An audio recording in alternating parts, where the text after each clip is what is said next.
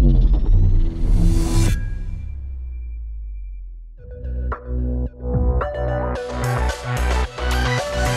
I'm Michael Osterman. I'm the head of Osterman Research. Today I have with me Marcin Klaczynski, the CEO and founder of Malwarebytes, and Adam Kajawa, the director of malware intelligence at Malwarebytes.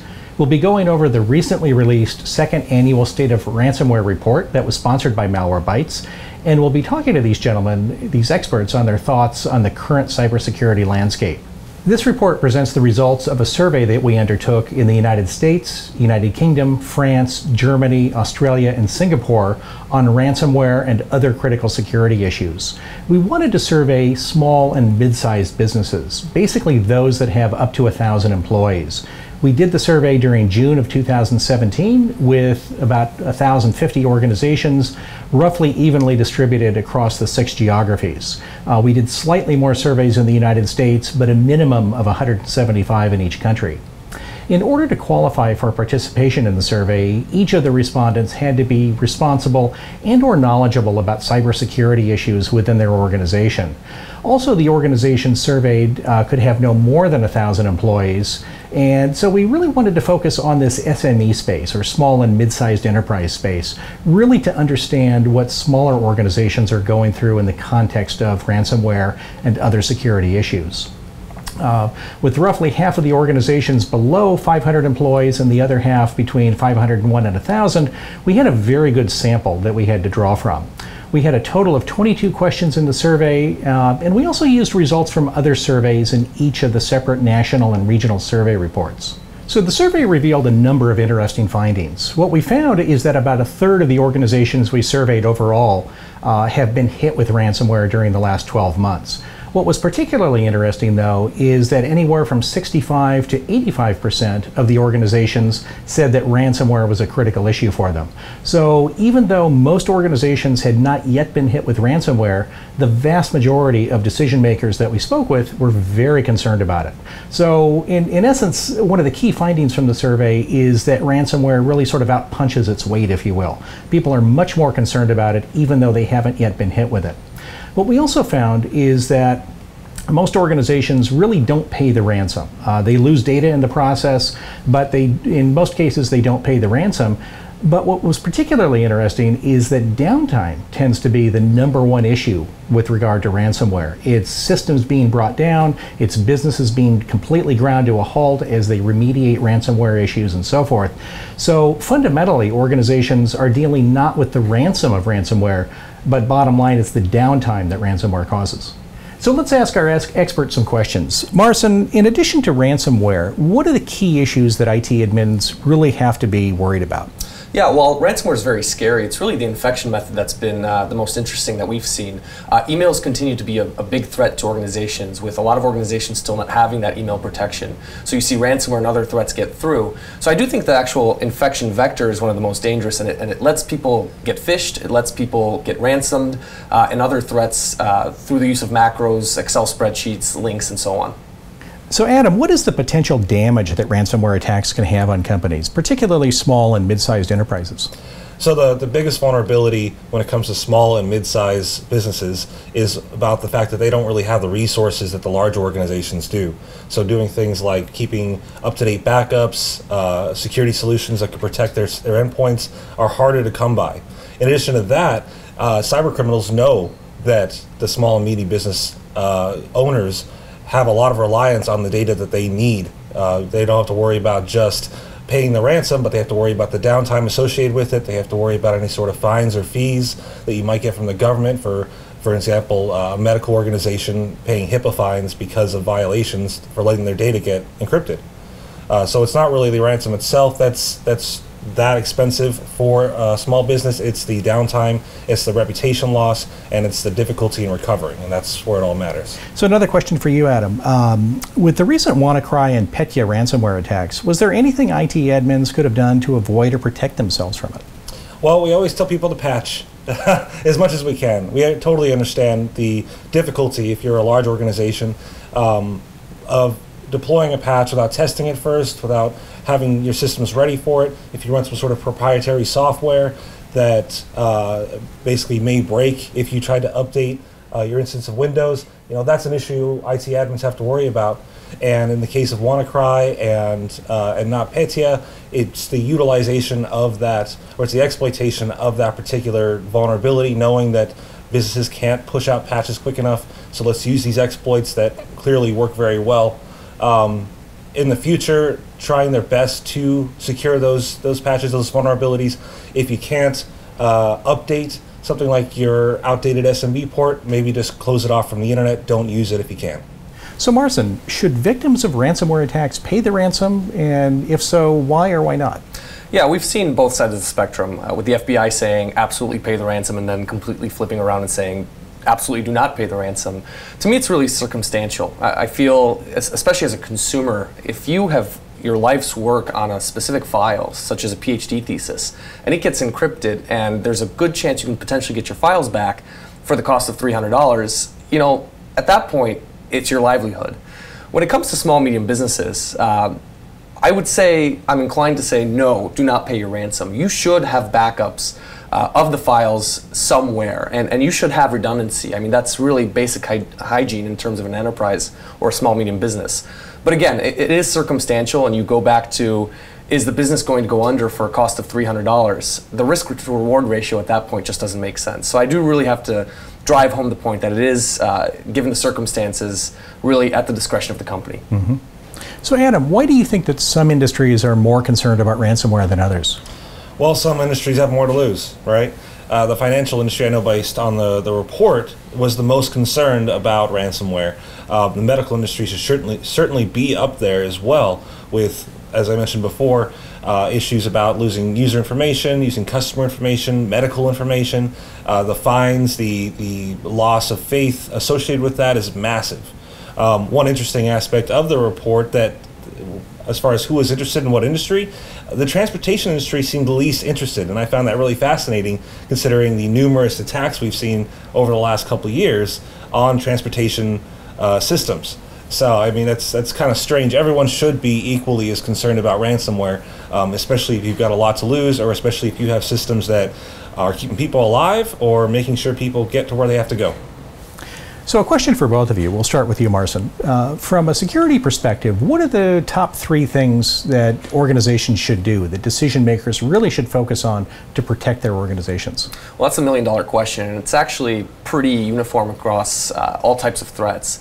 The first thing is obviously running a basic antivirus, one that goes beyond just signatures. Unfortunately, signatures are no longer effective at actually detecting threats because they mutate so quickly. The second would be patching and updating both the operating system and any software and hardware that might exist in the organization. Firmware on specific hardware has been found to be exploitable. We've seen obviously with all of the ransomware attacks, vulnerabilities in the Windows operating system. And finally, my third would be user awareness training.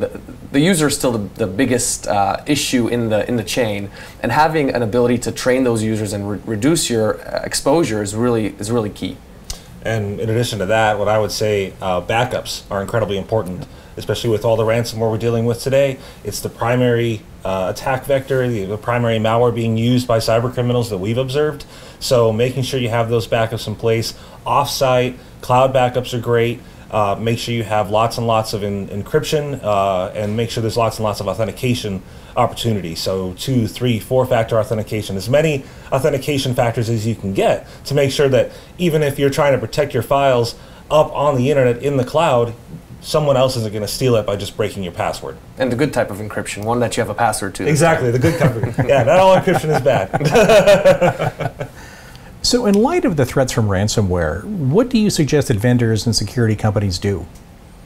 Well, I think from a security company standpoint, especially on the endpoint side, we really need to move away from using signatures as a detection mechanism. And next generation companies like Malwarebytes have really started moving in that direction.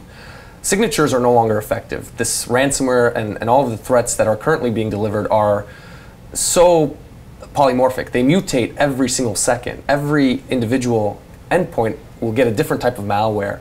And so using signatures to detect that malware is no longer effective. And there's no one silver bullet either. There's use of machine learning, there's use of behavioral detection, a new space called EDR, endpoint detection response, which is basically recording all of the events on the endpoint.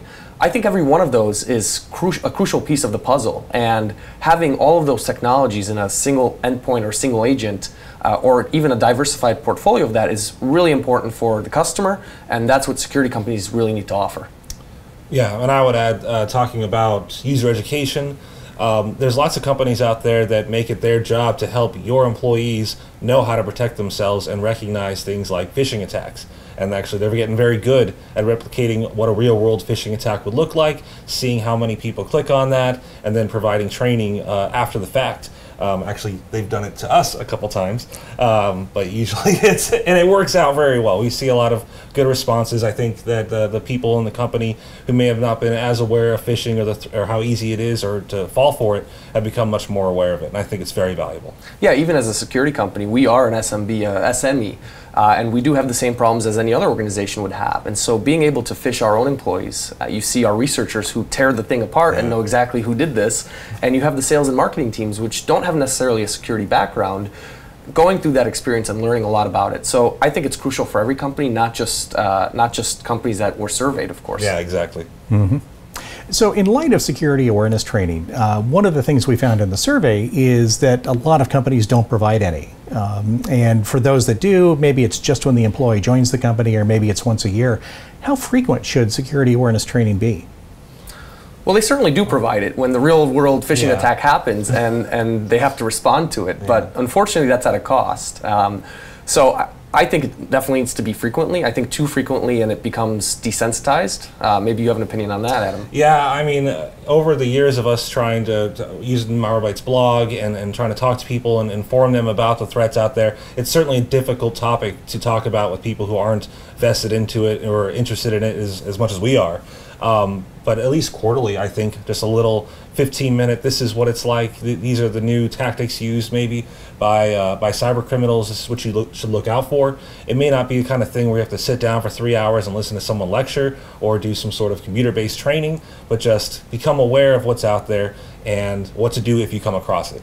And Adam makes a very good point. It doesn't have to be something labor-intensive. It can be a phishing email once a quarter, and if you pass or fail, you go through a very quick training on and it's not a slap on the wrist, it's education, and that's what it's supposed to be. Here's what happened, and here's how you could have prevented it. Exactly. Yeah, I mean, the threats are constantly changing, so you can't really get mad at anybody for falling for a very sophisticated and very new attack method. The survey found that there are differing opinions about whether addressing ransomware is more technology-focused or more training-focused. Where do you see the balance between the two? Well, I mean, honestly, we're not dealing with a robot or an automated system that's pushing out malware and sending it to all of us. We're dealing with cyber criminals who are humans, who are sitting behind keyboards, who are constantly modifying the way they attack. They're pivoting to be the most effective, and they're going after users, not vulnerabilities in the system necessarily. With that in mind, thinking that a solely technological solution is your best answer, you're kind of missing that point. Because technology is very important. I mean, you can take out a lot of low-hanging fruit, a lot of the stuff that a user would normally encounter with a technological approach. But the more sophisticated attacks, the ones that are APTs, your deep cover and long-haul kind of operations against your organization or your users, you need to have someone actually aware of what's going on, be able to recognize patterns, recognize phishing or spear phishing attacks, and be able to inform who they need to get past that. Yeah, I completely agree with Adam. At the end of the day, you're dealing with another human being behind a keyboard that's just being a malicious actor. And my favorite analogy is you wouldn't just use a seatbelt, you would use an airbag as well. And so I think a healthy blend of technology and user education awareness and manual labor in terms of enforcing that technology is really key to the whole thing. Yeah, cybercrime's not the kind of problem where you just flip a switch and then ignore it. Mm-hmm. It's something you have to keep up with and pay attention to, otherwise it's going to get worse. So Marcin, one last question. There was a discussion at DEF CON about the use of machine learning and AI to basically defeat antivirus software. What are your thoughts on the future of machine learning and AI in that context? Yeah, I think that was a very interesting discussion at DEF CON, and it really targeted antivirus vendors that used static analysis and was able to be bypassed very rapidly using machine learning and artificial intelligence. The fact of the matter is, these companies are relying on one silver bullet to detect malware, whether it's behavior, artificial intelligence, or recording all of the system events and processing them in the cloud. The reality is you need all of those approaches, and it would have actually helped mitigate a lot of the risk that this AI/machine learning approach to create polymorphic malware rapidly and bypass antivirus, it would have actually stopped that kind of attack. So the fact remains, you cannot just use one approach to detect malware. You need to really diversify how you do the actual detection on the endpoint. So that wraps it up for our session with Marcin and Adam. Gentlemen, thank you both for your time and expertise today. Thank you. Thank you. It's clear that companies of all sizes need to remain vigilant and continue to place a much higher priority on protecting themselves against ransomware. If you haven't already reviewed the full Osterman Research Report, be sure to download it at the URL below. Thank you very much.